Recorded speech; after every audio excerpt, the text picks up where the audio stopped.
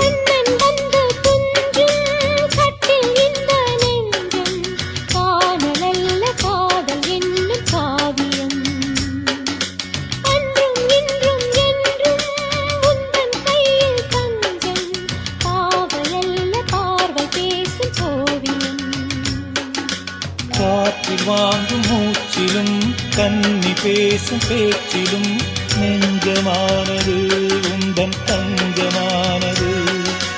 காற்றில் வாங்கும் மூச்சிலும் கன்னி பேசும் பேச்சிலும் நெஞ்சமானது